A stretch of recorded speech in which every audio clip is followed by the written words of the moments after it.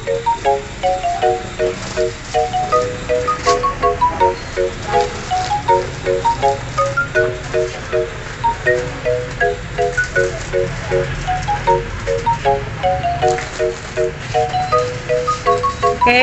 BCC Marissa and Shaisaya.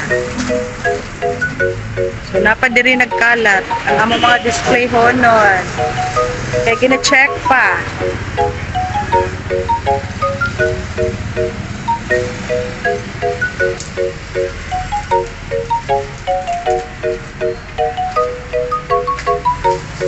Bigyan na masakto ay ba? Puno kayo na ay. So busy kayo mi guys, nagtrabaho and abot na tanan ang mga delivery. Nanatay Alfonso, 1 case, Kuting Mahalas, Alfonso, and Ginebra, and Chanduay Select. So mo niya mga saleable dito. Mo niya mga saleable namo diri nga mga wine. Okay.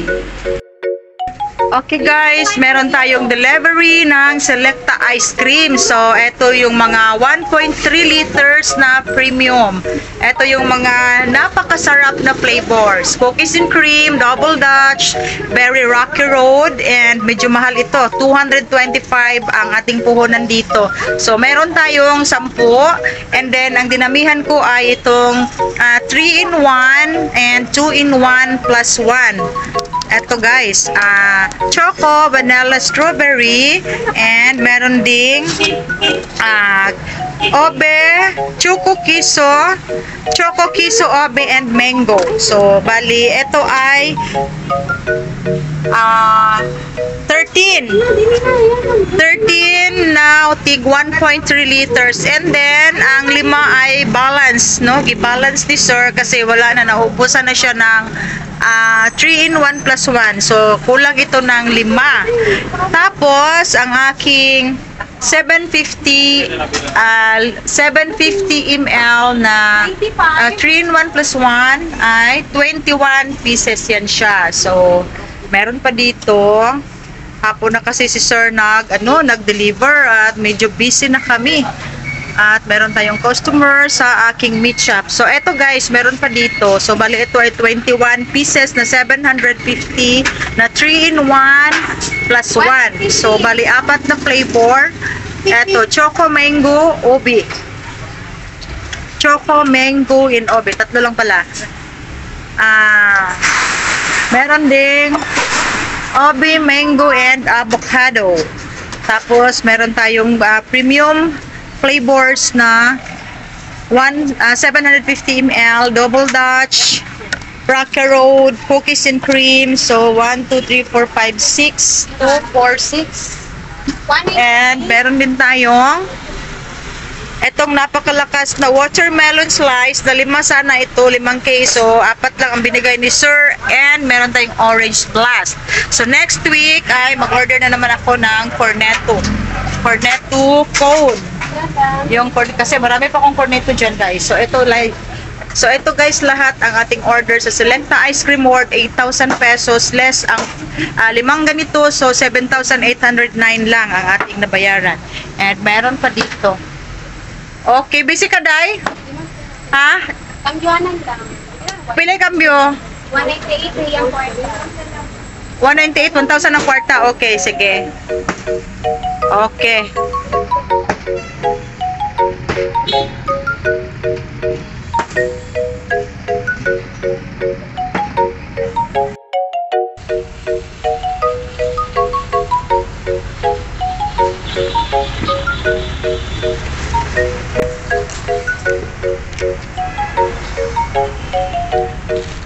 Yun na natin.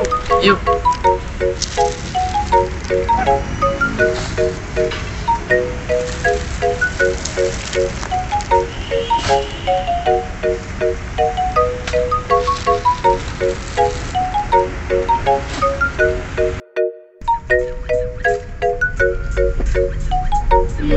Working student.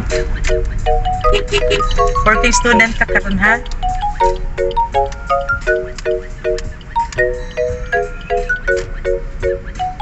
Muna akong working student guys. kasi wala pa si Daddy. So guys, ito ang aking mga chichirya dito sa aking meat shop, no? Nagdagdag tayo ng mga chichirya. Actually, doon ito sa bahay malakas, no? Mabenta ito doon sa bahay. Kaso lang, wala na tayong sari-sari store sa bahay. Close na ang aking tindahan doon, and ito yung aking rack na may gulong. Yan, ito yung ginagamit ko doon sa bahay namin. Dinidisplayhan ng mga crackers, mga cookies na biscuits, and then sayang naman at meron ding maghanap ng chichirya, so nag-display tayo dito. Itong mga ano lang, yung mga saleable, mga Piatos Nova, and ang wala dito ay yung malalaking Oishi, yun yung malakas dito. So dito ko dinidisplay katapat ng aking mga wine kasi meron ding mamili dito ng mga wine, and then bibili din sila dito sa akin ng chichirya pang pulutan. Okay, so ito yung mga saleable na wine dito sa aking tindahan, guys. Yan, Ginebra at saka Alfonso. At ito ay galing sa grocery, no? Ngayon lang ako nag-order ulit sa grocery for how many months? Kasi og sa Bisaya pa nalagot jud ko kay giinteresan ko nila nga wa na ako gituyo nga mag-collect diri, and then maaga pa, so close pa ang tindahan ko, hindi pa ako nag-open, and then pinicturean ng collector, close daw ako. So ngayon na ako nakapag-order uli sa kanila dahil yung ay palaging bumibisita dito at kumusta. Kasi daw guys, pag meron na tayong account sa grocery ay hindi na yan mawawala. So totoo naman.